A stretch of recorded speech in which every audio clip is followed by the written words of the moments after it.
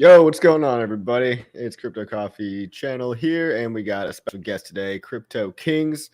If you guys haven't liked and subscribed already, go do it right now. What are you waiting for? Yeah. We got 5 people watching, and I know it's another back-to-back live stream. What's good, Paulie? What's good? West is the best. Yeah, we just figured we'd hop on and talk about whatever you guys want to talk about. So, Super Kitty, love the name. Meow, meow. Freddie Quotes. Freddie Quotes, good to see you, sir. Nardo for the win. Classic. Nardo's here. Always good to see you. Unhexable. Smash the like, yes. And then finally, Jerry Oaksmith. Yeah. Glad you can catch the stream. So, yeah, we're just going to do a quick one, talk about what's going on in the Hex world. Want to get your perspective on things, Jason, because, I mean, yeah, you started a channel, what, 2 months ago, and it's going pretty well already. 2,000 subscribers, right?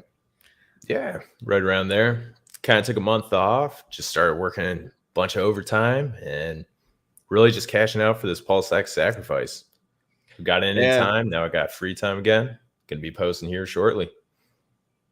Yeah, man. I mean, it's good to just like work a part-time job or a full-time job and just stack it up every paycheck, put some aside for crypto. That's what I did for literally 5 years, and then I'm basically semi-retired. So, I mean, it does work. It's just like it's not a get-rich-quick scheme. It's a get-rich-slow scheme. You know what I mean? It's people don't understand, like, you're not going to get rich overnight in crypto. That's what I feel like a lot of people want. You know, they want to get that one coin, that 10x, that 100x, and then overnight millionaire. But, like, you just got to work for a little bit, guys. Just put some money aside. And then, I mean, you're already up. What'd you buy in at 9 cents for Hex? Yeah, I got in at 9 cents. Sold my 401k, sold all my Amazon stocks, and undiversified my portfolio into Hex. It's not financial advice, guys. Let me make that clear. But it's been doing pretty well for me. No complaints. Yeah. Well, that's the thing about when you're younger, too. You can afford to, like, really take that risk in 1 or 2 different things. I mean, the whole diversified portfolio thing, that's good, but like, we're not Warren fucking Buffett, you know what I mean? Like, it's good to, like, when you have free time to really go, well, I think it's really good to like focus in on a couple of things that you're really confident about and just work to like make it happen. That's what I essentially tried to do with Hex. I thought it was a great idea, so I just doubled down and I figured why not make a kind of a side hustle out of it, and then that whole side hustle turned into basically a full-time job. This is like what I do now. So, it worked out. And then now I can afford to, look into other investments, but I really only care about Hex and PulseChain, more than anything else. So. Dude, absolutely. We got Zach Davis up here. What's good, man? Good to see you. Hey, what's going on, Zach? Yeah, Zach's an old friend of ours. We can't tell them too much though. They're gonna find us.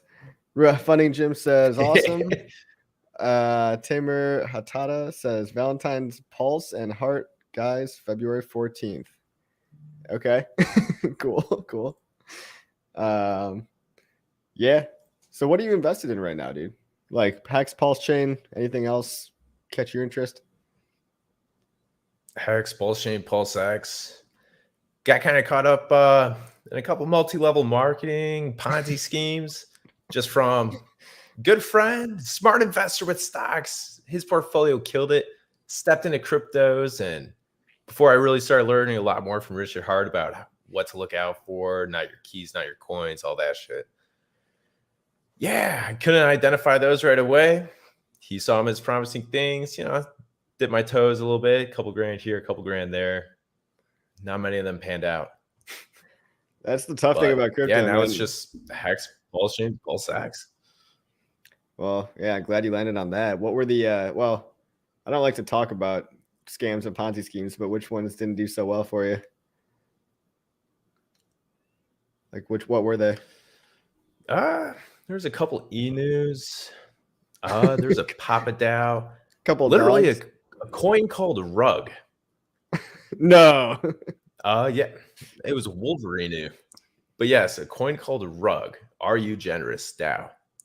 And it had crazy ROI. I didn't go down too much on it, but it didn't pan out too well. That's the thing, man. It's kind of like a That rite one of should have been a passage. red flag from the start. Yeah. Well, everybody's got to go through scams and pump and dumps and all that stuff. Luckily I got most of that out of my system in 2017, but for all the new guys out there, I mean, it's tempting. Like you see some of these coins and they're offering like 5,000% APY, then they get rugged after a month, and it's like, okay, like didn't even, a lot of times people don't bother to look into who did it, who's behind the scenes. I mean, if the developers are anonymous too, like that's a whole nother thing. Like there's a good chance that they're anonymous for a reason. You know what I mean? Oh, absolutely. So yeah, don't invest in a coin called Rug. Good, solid advice. Nah. Let's see. Mark LePred says investing $2,500 from day one in Hex would have been awesome. Yeah, it was awesome, but there's still a lot more to go. Nardo says we all earn our stripes in one way or another. Mr. Will says, Coffee, why are you not as bullish on PLSX? It's not that I'm not as bullish long term. I just think in the short term, there's a big group of people that probably missed out on PulseChain that are getting into PulseX because they heard about it late. And so I think there's this wave of FOMO that's going to kind of initially go from PulseX to PulseChain and then probably trickle back into PulseX over time. What do you think about that? I mean, I'm definitely thinking the same, just from the sacrifice numbers. I think with the BSC chain and Ethereum alone, it's 978 million right now, just shy of $1 billion. And a lot of people are going a lot bigger into PulseX. A lot of Hexicans are too, just because the price appreciated. I think it peaked at like 16 cents during the PulseChain sacrifice in June. Made a lot more profit since then. Took some dips, but people have more money to throw in. So that's definitely one reason. But everyone that's been learning about PulseChain, Hex, Richard Hart in the meantime, yeah, they want PulseChain.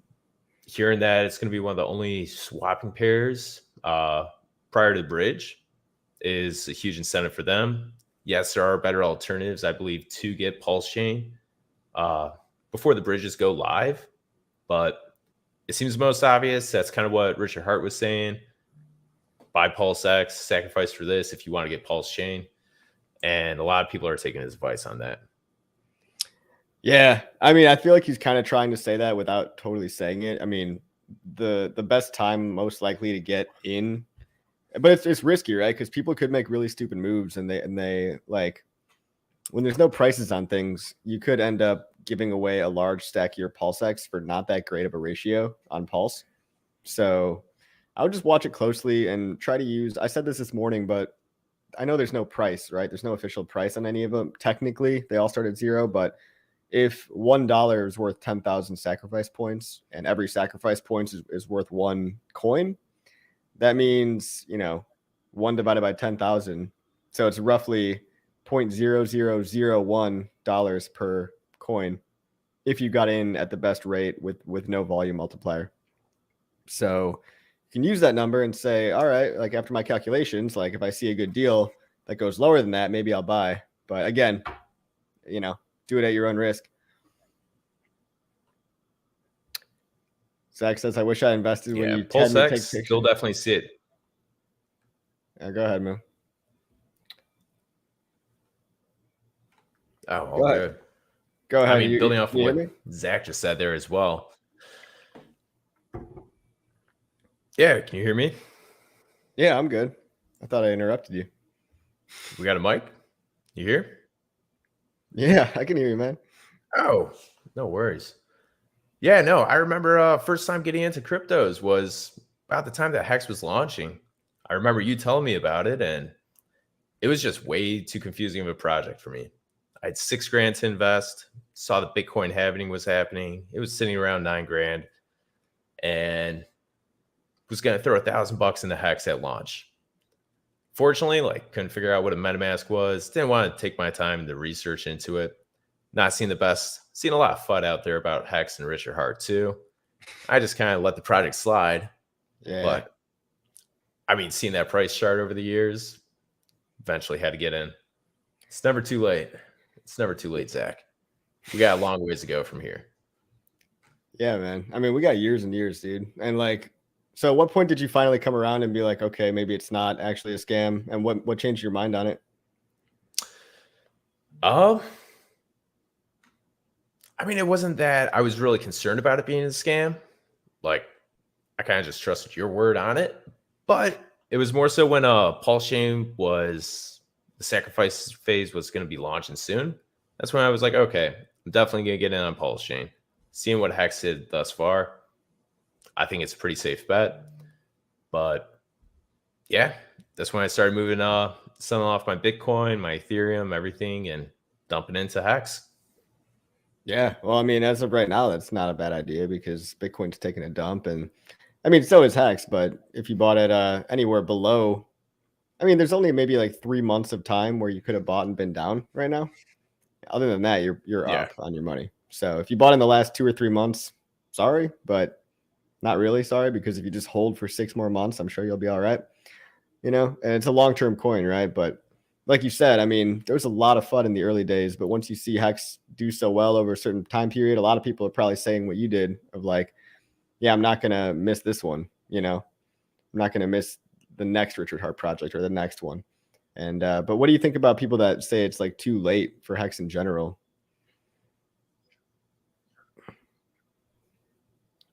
Because everyone's, I mean, when there's people probably say a that lot of it's people. too late, oh, it's already done at 10,000x. I mean, I just give them a reference, show them the chart of Hex versus Bitcoin and Ethereum, how it's played out over 8 and 13 years. Bitcoin did 6.9 million X. Ethereum did, I think, a bit over 1 billion X in 8 years. So 10,000x from there doesn't sound like much. There's still a lot of room to grow. I always go over the details about like, yeah, Hex is actually secure. Bitcoin's had inflation bugs, been hacked. It's a flawed code. It was a first code. So yeah, there's bound to be issues with it. So to have something more secure and actually gives you interest instead of burning energy in a proof of work environment, like, it's a better product at the end of the day. So if something's a better product, you could kind of expect it to outperform like the worst product. Yeah, it's pretty obvious, man. It's like, Yeah, people don't even really, I mean, everyone talks about advertising. Tesla's never paid for advertising before. On TV, that means. People buy Teslas. Teslas are like the most popular car company right now, fastest growing and all that, most successful. And they've never spent a dime on ads. The product speaks for itself. And I think it's the same thing with Richard Hart products, you know. They do what they say they're going to do. They're not based on hopes and dreams and promises and somebody doing a bunch of work for you. So, I mean, you know that what you're buying is legit. You know it does what it says it's going to do.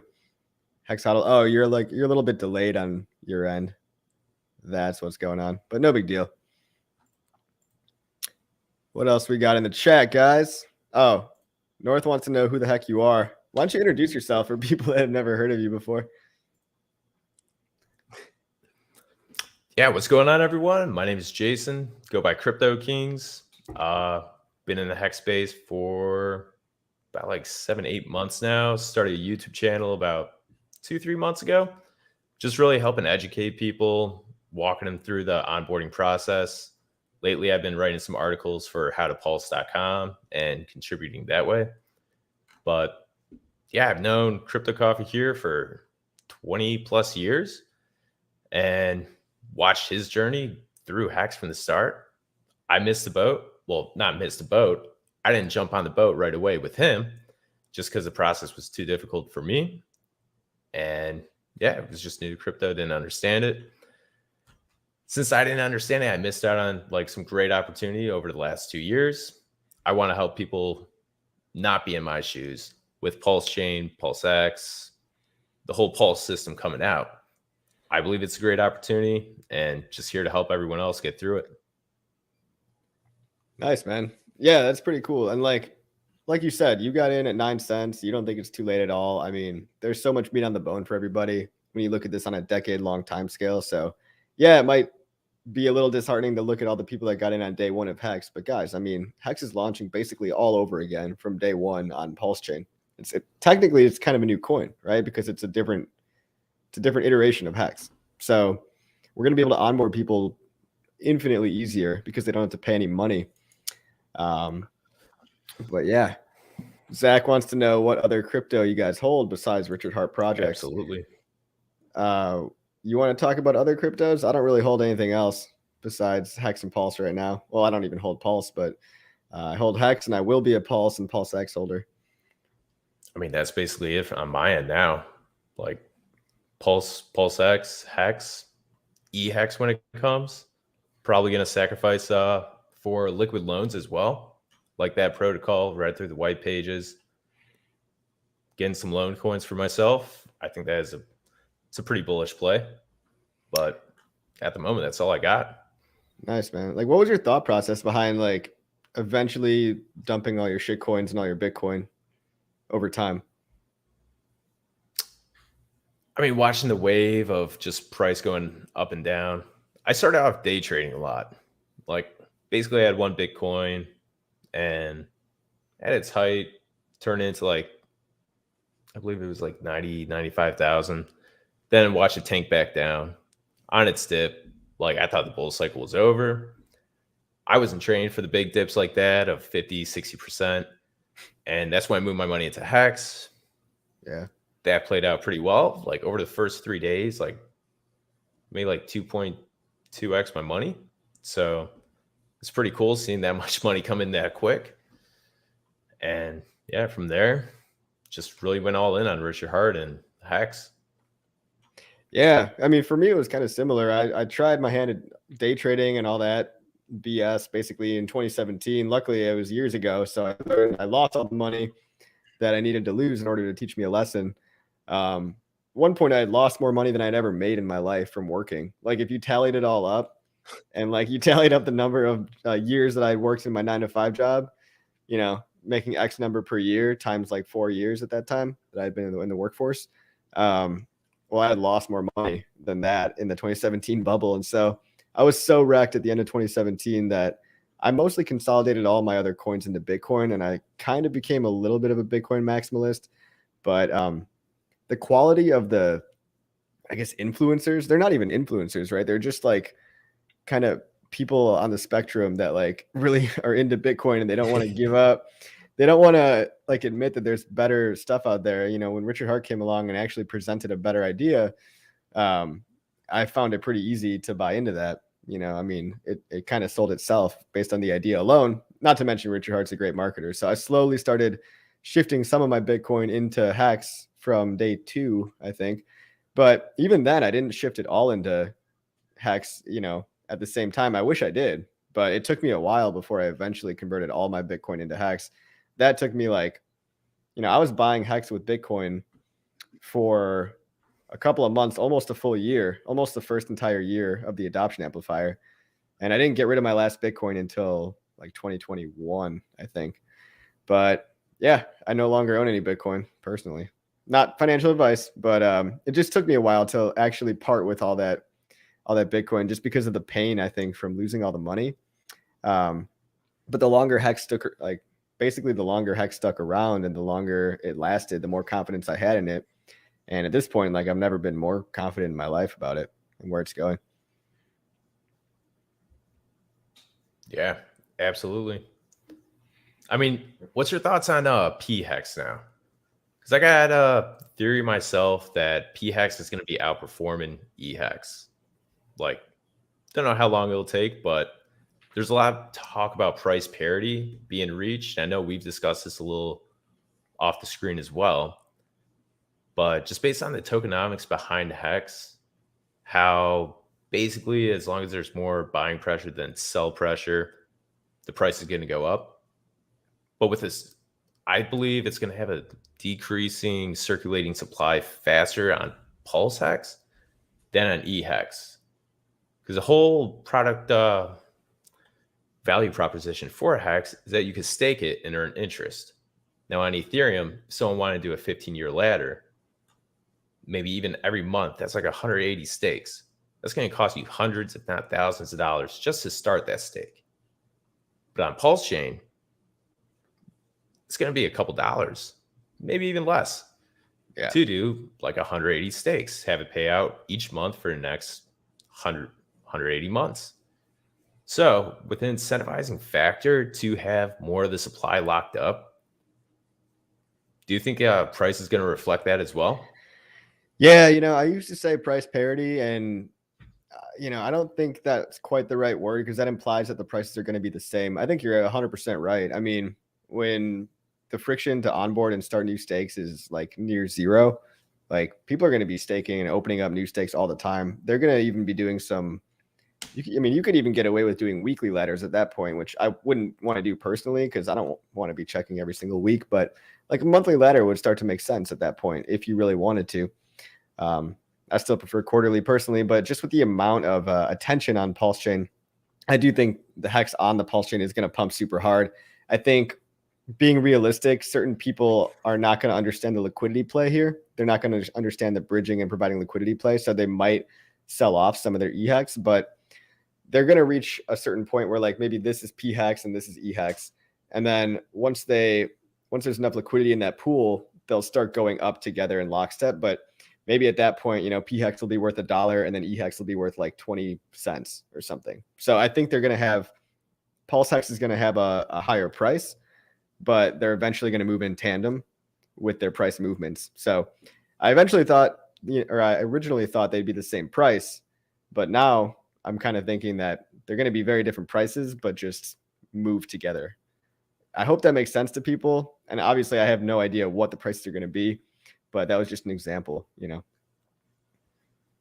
Yeah, I think another big aspect about it too is for those unaware and haven't seen some of the screenshots like on Twitter or even on a couple other streams I've seen, to end a stake, I mean, I've seen fees up in the thousands of dollars. I think the highest I saw was $8,000 to end a stake. Who's going to want to stake on Ethereum like after? Well, I mean, people that can afford it, but again, like I think the liquidity play is there because people are going to want to get that liquidity providing incentive reward token on PulseChain. So, I mean, yeah, you can't really start a stake reasonably and end a stake on Ethereum, but with any liquid hex that you have coming out on Ethereum, why not just bridge it over, collect liquidity providing fees, collect platform fees from PulseX and make a little money that way instead of having to dump the price down. Some people will dump the price because they don't understand how to make money that way. But when there's another option besides selling, I think that's going to cut off some of the sell pressure at least. Zach Davis wants to know, he said, Richard Hart follows us both. Do we chat with him at all? I've chatted with him before. Yeah. I'm not sure if you've ever talked to him. He's replied to one of my tweets. We're nice. You guys are boys. Nah, that was one. That was during the PulseX sacrifice too, when that $3.3 billion of some shitcoin came flooding in on day one, like hour 1 or 2 of PulseX sacrifice, but I had no liquidity. And I tweeted out just saying like, "Hey, is this gonna count?" And he just said, "No way." Oh, so you told him about Hokkaido Eno or whatever? Yeah. Wasn't there like billions of dollars worth of that coin sacrifice and then he just sent it back? It was like 3.3 billion. He sent it back. And then I think the same guy tried sacrificing it again. What? Did he send it back again? Yeah. I don't think I saw it in the wallet last time I looked. Nice. Well, sucks for that guy. No, yeah, I've talked to Richard though. I met him in London. Pretty enigmatic, awesome guy. Just like you'd expect him to be in real life. He's the man. He's the reason we're all here. All right. Any questions in chat, guys? You guys are making this conversation right now, so let us know. Crip-Toe, I think he's referring to me. I think in the next year they'll see an unusual amount of emergency end stakes. Have you considered this? I don't know why people would emergency end stake. I mean, if you do emergency end stake at less than 50% of your time, you're gonna nuke your whole entire stake. If you emergency end stake at half of your time served, you will only get your principal back. I don't ever think it's a good idea, even on EHEX. You know what I mean? I don't think we're gonna see. I mean, people might. they might not understand what they're doing and they might nuke a lot of their stakes. But the long-term stakers, I think, are a lot less likely to emergency unstake because they actually understand the system a little better. So I don't know if it's gonna, maybe I can see your point because the amount of new people in Hex that are coming in might not fully understand what ending a stake early does.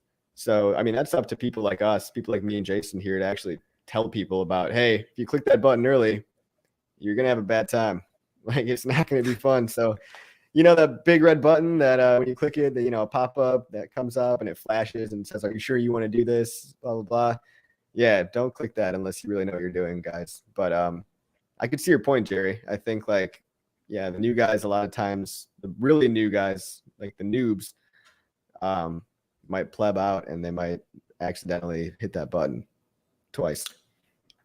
At the same time, building off of Jerry's comment, I mean, even like the OGs that have staked a lot of money long term, if they are 100% stake, but they want to start filling some bags on PulseChain while a bunch of prices are low right at launch, I could definitely foresee some of them doing some emergency end stakes, but probably not a whole lot because they do know the theory, the game plan, the game behind it. But just to kind of like get bigger bags, maybe become a whale in one of the assets while liquidity is pretty high, while the automated market maker buys up all of the coins off these exchanges. I could definitely foresee some people doing a little bit more, but I think it'll taper off very quick. Yeah, I think if people learn what it does, whether or not they learn the hard way, they're really unlikely to ever do it again after they learn once. And like we see the Hex Whale Bot on Twitter every day. If you guys follow the Hex Whale Bot, you should if you're not already. It's just at Whale Hex, I think.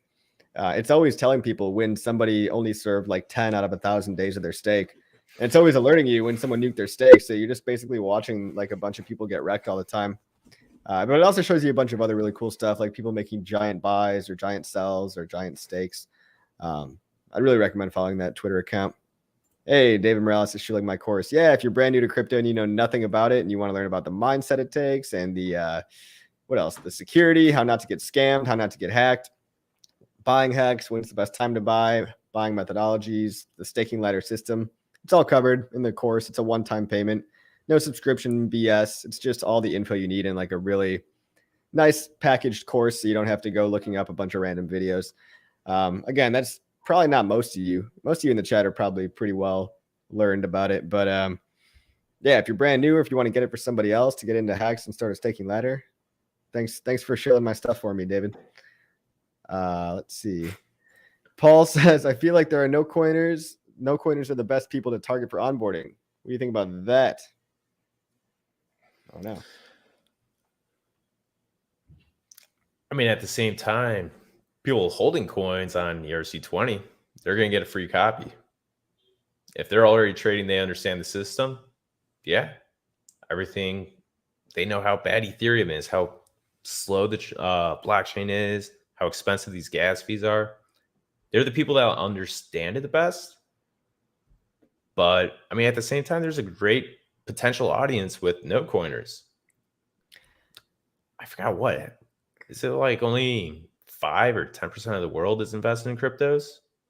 I'm not positive whatsoever, but if anyone has that stat or could look it up, like there's just huge potential.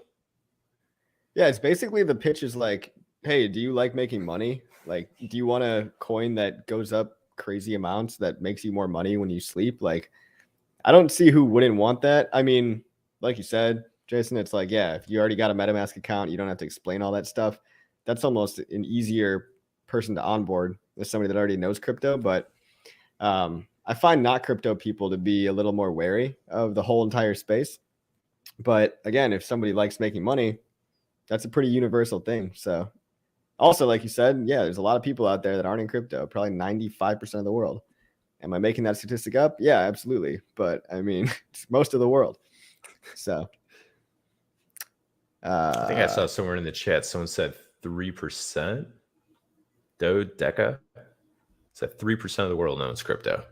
So huge potential. That's nothing. Yeah. At the same time, too, a good target for me is anyone that trades stocks, anyone that has stocks. I feel like it's pretty easy to kind of sway into cryptos and have a open conversation. They'll start with a little bit of money in there, but you just let them know, like, hey, you probably get super excited when something goes up like 10, 20% in a year, right? Check this out. It did 10,000x. That's 1,000,000% in 1.5 years. Isn't that worth maybe a little bit of a gamble? Put like, dude, it's 20, too risky 50 not bucks to. in. Yeah. I mean, yeah, they're going to get addicted to the gains. That's what happens to everybody in crypto. You just become a gains addict, which is not a bad thing to be addicted to. BTC Bear, what are your thoughts on Hadron? I'm leaning towards not liking it. I think I said my thoughts earlier. I think I might claim my free Hadron. I don't really have any interest in taking a loan on something, especially in a coin that might be very volatile at first. Like, I don't need more loans in my life. Like, I don't have any loans right now. I like to be debt free. So to make a loan in a coin that's not a stable coin is a little risky to me. Trading your NFT as trading a stake as an NFT is a really cool idea. I'm happy that they're enabling that for people. I hope the security audits are good, but I also don't really want to trade my stakes away. I want to keep all my stakes, you know? So I might just mint my free Hadron and just kind of watch the protocol unfold. But I'm not going to probably use it personally. I don't know. Do you know much about that, Jason? I have not dove too much into Hadron. So like to read the white papers on it first, but I mean, I learned basically everything I know from you. Definitely going to mint my own, but maybe if it comes to a point where I got a big purchase in life, something I want to do and I need cash now. Yeah. Mint a NFT, is it, with your stake and then just sell that. But I don't foresee that happening. I don't foresee myself really participating in that or taking out a loan in another volatile coin. If it was a stable coin, totally different story. But it's going to move with the market. I don't know. Yeah. It could be a great project, but I'm going to stick to what I feel most confident in. And for the most part, that's going to be my Hex stake. Yeah. Yeah, I mean, it's a cool idea. I want it to work. You know, it's going to drive more attention around staking in general, so that can't be that bad. I just hope it's safe and secure for everybody. Paul says Hadron looks solid to me. All right. Nice, man. Yeah, I'm going to mint a bunch of free coins from that, but and I might dump some of them, honestly. I might, if there's a good price, I might just dump them for more Hex, but I also might hold them so that I can occasionally buy people's liquidated stakes or liquidated loans. And that's the problem, though. I don't like seeing people's loans get liquidated. I don't like seeing people degen on loans. And I'm worried that some people might take out a bunch of Hadron loans, not understanding what they're doing. So make sure you use it in a responsible way, because with any lending protocol, it gives you enough rope to hang yourself with, basically. So you could use it in a smart way, or you could be really dumb. And then I'm going to be buying all your stakes. So don't do that, please. Like, I don't know. It's a can of worms, guys. It's a can of worms. Oh, Dharma shut down. Any thoughts on that, Jason? There's such a delay. Have you heard of Dharma? Dharma, isn't that, I know Richard's tweeted about it a few times in the past. Is it a fiat on-ramp for Hex, or a place you can buy Hex with like US dollars? It was, and then it shut down. So I don't know. I guess I don't really have too much to say about that. You know, it's like, yeah, it's shutting down. Get your Hex out of there, especially before the PulseChain fork. Definitely get your Hex out of there. Because I don't know if they're still going to honor your private keys and stuff. I imagine they would, but I don't know for sure. So it's unfortunate, but hey, I might know of people working on a different fiat on ramp. So who knows, guys? I mean, we don't really need Dharma anyway, you know. Oh, Dharma got sold to OpenSea. Yeah, it got sold to an NFT platform. So I don't know what they're going to do with it. We'll keep an eye on it. Don't know. Hey, Sandy Beach likes my course. Hey, if you're new to crypto, course in the link below. Let's see. 3% apparently. Oh, that's in regards to the world. Yeah. Let's see. PulseChain and PulseX should be used to buy more Hex shares. Change my mind. Yeah. Yeah, I agree. I mean, if I do ever take gains from PulseX and PulseChain, right? It probably would trickle back into Hex. That's my favorite coin right now. Linda, I'm sold. Nice. Of course you are. What's going on, Linda? Sean Weiger said, my wife is not happy with my investment. She doesn't want to hear about it. Damn, Sean, I'm sorry to hear that, man. Tell her she'll be happy. Maybe in a year or two, she'll change her mind about that. I mean, when the gains start rolling in, people change their opinions sometimes. Not a lot of people understood what I was doing when I invested in Hex the first time, but it takes time. The gains are kind of like a mythical thing to some people until you cash a little bit out or you have a lifestyle change. People like the physical real world stuff. And a lot of times crypto is kind of a too foreign of an idea or too abstract of a concept. Does PulseX percentage fees go to PulseX buy and burn? PulseX, right? Yeah, that's correct. Yeah. The trading fees. Was it 21 or 24% of the 0.29% trading fee? Buys it up from the market, and that just burns it. Yeah. So what do you guys think happens when you got you have an entity just nothing but buying a coin and burning it? Supply goes down, price goes up. It's just really, really simple. All right. Juice Man wants to know, how would you convince your dad to buy Hex?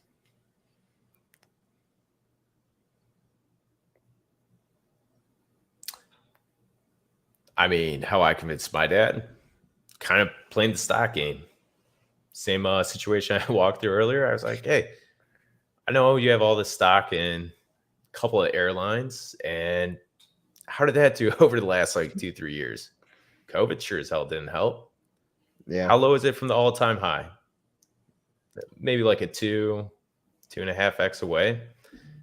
So I just kind of painted the picture like, all right, do you realistically think that it's going to make it back to its all-time high, given the current situation, everything going on within the next 1 to 2 years? No. I mean, check out these assets. These have all done absolutely phenomenal. Hex in particular has done a 10,000x in less than 2 years. It's on a 60, 70% discount right now. It's at a low. It's structured to go back up. Kind of walking through the tokenomics of it, explaining it, telling him it's a T-share or a CD with a bank, except higher returns too. And yeah, he took a gamble on it. Fortunately, he did buy in within the last 2 or 3 months. So he's in the red currently. But he's got it staked. He's not worried. He sacrificed some for PulseChain and PulseX. He's excited about all that. And yeah, give it some time. They'll come back. And they'll come back. Nice, man.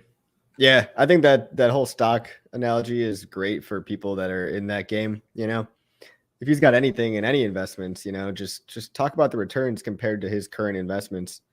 If he's got current investments, but there's a different pitch for everybody depending on what they do, where they're at, stuff like that.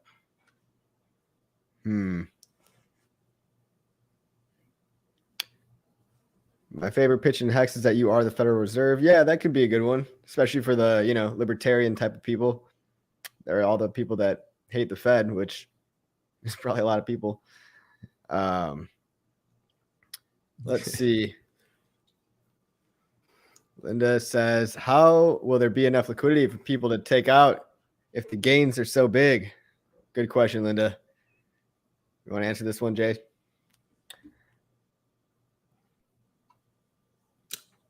It's all going to depend on the liquidity pool with PulseX on the PulseChain network too. There are huge incentives, especially using the DAO tokens too, to put liquidity where it's needed and incentivize big whales to come in. With free copies on the Ethereum network, these liquidity pools will be pretty big. So although you probably won't be able to take out like 100 million, there'll still be liquidity in there for something. You might have to do a bunch of smaller transactions to like take profits out, but nonetheless, the options are there. You just can't do it all at once, depending on how big you're talking. Yeah, that's a good way to put it. It's like you should never be cashing out your entire bag all at once, right? It's like, look at what I'm showing on the screen here is the total Hex to USDC liquidity. There's only $45 million in total value locked. And this has been enough.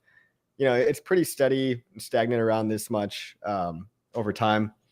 And $45 million isn't like that much when you compare that to the liquidity of like Tesla stock, for example. But because not everybody dumps their entire bag on the same day, and when people decide to sell, it's usually staggered.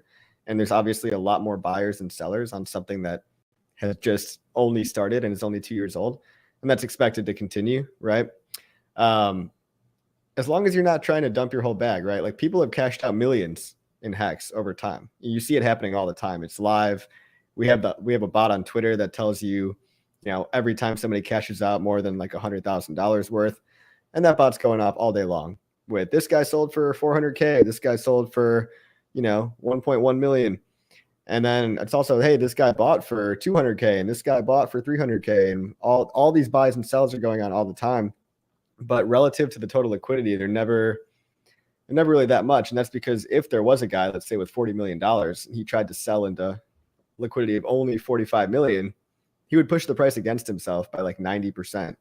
And so, well, yeah, you can't get out with millions at once. If you hypothetically wanted to get out with millions over time, you could. And people don't really do that, right? They spread their sells out over time just because it's much smarter to, you know, how much money do you really need to live, right? A couple $100,000 in a year is living pretty well for most people, right? So once you have the gains, it's like you have the financial security, you have the financial freedom already. You don't really feel this need to just dump your entire bag, you know, and just run away. Because especially if you're holding an asset that's continuing to pay you, a lot of people do not want to ever cash that out fully, right? So liquidity is usually enough to match the amount that people are buying and selling. But yeah, I mean, any whale in the system could hypothetically nuke their whole bag and they could sell it, but they don't because they like the gains and they like playing the game. They don't want to. Same thing with Bitcoin too. It's like if, for example, the Winklevoss twins, they own 1% of all the Bitcoin. You know, if they dumped all their Bitcoin, yeah, Bitcoin would probably go back down to like $100. But, you know, they don't do that because they don't want to ruin the game for everyone, including themselves, right? Because of slippage and all that. So I guess that's my answer. Lick that like and subscribe button. Thank you, Crip-Toe Jack. Put your tongue on that button.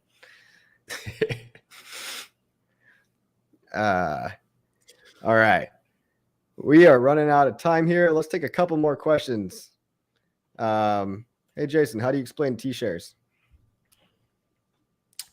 T-shares. So it's really shares. The T just stands for trillion.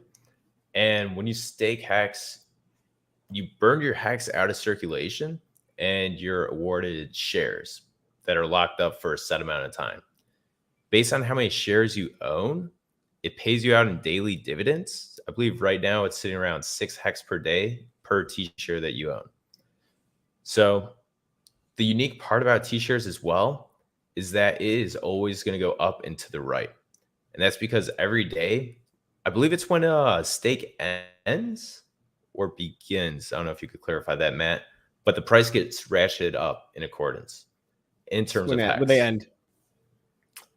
So, okay, it is when they end. So once the stake ends, someone has the keys to it. They ratchet up the price of how many Hex it costs per share. And over time, these T-shares get more and more rare. I believe it started at 10,000 hex per T-share. Now, today, it's about 20,000.4 hex per T-share. So as it becomes more rare, holding on to the T-shares lets you participate in the inflation gaining in the system. Like Hex is set to appreciate by 3.69% a year. And based on how many T-shares you own versus everyone else that's in a total pot, you get that percentage of interest daily. Well done. I mean, you made it sound simple. It's really kind of a complex topic.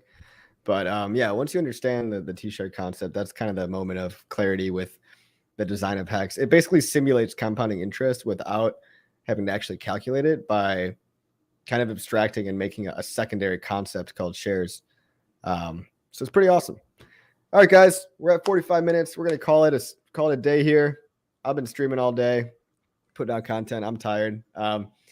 Go like and subscribe to Crip-Toe Kings. And Jason, you got any last words? You got any things you want to show? Yeah, go follow my Twitter page as well, Crip-Toe Kings. Like, subscribe my channel, check out some of the videos. Go on howtopulse.com. Just released a new article on there about the 4 different levels of Hex. So you can explain. It really helps to onboard other people and explain it from a child, teenager, an adult to a professional understanding. So even where your guys' knowledge is at, it could even help you fully understand the products as well. It's listed out great, easy read. But beyond that, yeah, that's all I got. Thanks for having me on, Matt. Of course, dude. Thanks for writing those articles for howtopulse.com, man. That's a pretty cool website. All right, guys. Peace out. See you on the next video. Play a little video for you because I know you guys love that.